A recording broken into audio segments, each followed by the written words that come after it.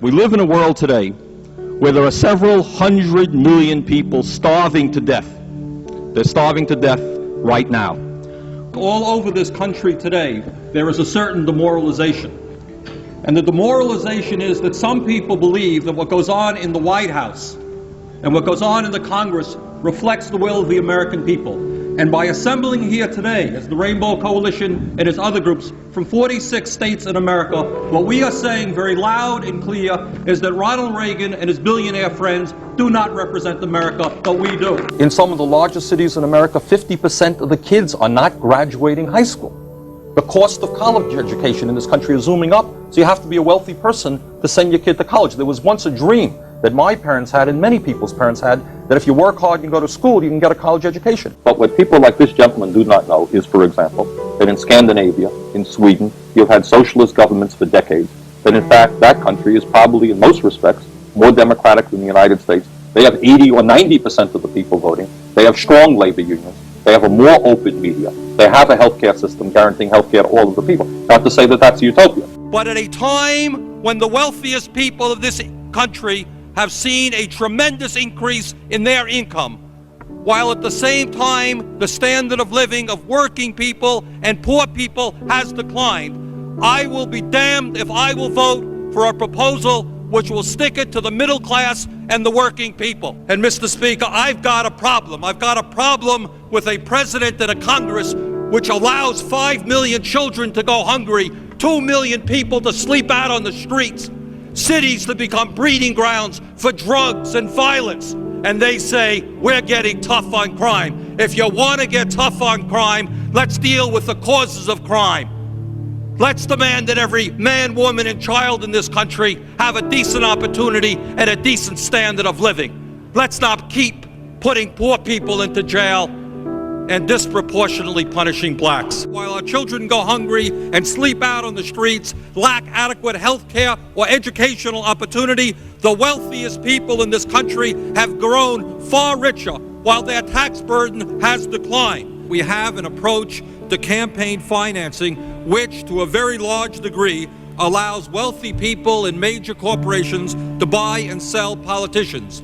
The rich get richer, the poor get poorer, and ordinary Americans are shut out of the political system. The United States today is one of 2 nations in the industrialized world that does not have a national health care system. That has to do with campaign finance reform. The United States today, the chief executive officers are seeing their salaries soar, and the gap between the rich and the poor grows wider.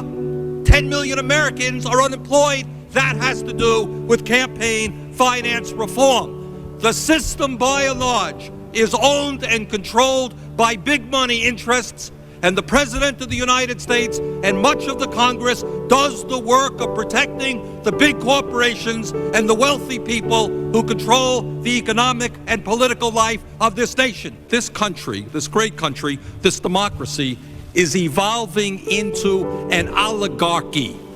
And an oligarchy is a country in which a few people have tremendous wealth and tremendous power and exercise that wealth and that power over all. We have seen a situation where we give huge tax breaks to the wealthy and you have 2 million people sleeping out on the street. Billions of dollars into all kinds of obsolete weapon systems, and you have 5 million children who are hungry. Let us give hope to people in America today who have lost hope. Let us provide jobs for the jobless, housing for the homeless, food for the hungry. Workers in the United States today are working longer hours, significantly longer hours, taking less vacation time than they used to take. And is there any wonder why so many millions of Americans feel stressed out? They need to work longer hours, they need to work overtime in order to compensate for the real decline in their wages. Let's talk about welfare for the rich and the powerful. Now, we start off from a proposition that the wealthiest 1% of the population in this country owns more wealth than the bottom 90%. When we talk about the growth of the economy, what we should ask ourselves is who is gaining that income. And what is clearly going on is the lion's share, the overwhelming amount of the growth in income is going to the very, very wealthiest people, while the vast majority of the people are seeing a decline in their real incomes. I find it ironic that it is the taxpayers of this country who are going to have to bail out banks that have made billions and billions of dollars investing in Asia. Is it morally right that CEOs of large corporations now make over 500 times what their workers make and seem to make more money to the degree that they lay off American workers? Walmart has replaced General Motors as the major employer in America, paying people starvation wages rather than living wages. We can fight terrorism, protect the American people without undermining the basic constitutional rights which make us a free country. They understand that our trade policies are failing when they note that our trade deficit is huge and growing larger every single year. And it seems to me, Madam President, that before we go forward again in pursuit of a failing trade agenda, we might want to sit back, take a moratorium, understand why our trade policies are failing, and then put together trade agreements that work for the working people and the middle class of this country rather than just the CEOs of large multinational corporations. The wealthiest 1/10 of 1%, 1/10 of 1%, 300,000 men, women, and children now earn more income than do the bottom 150 million Americans. No matter how many children live in poverty, no matter how high the unemployment numbers are, they want more and more and more.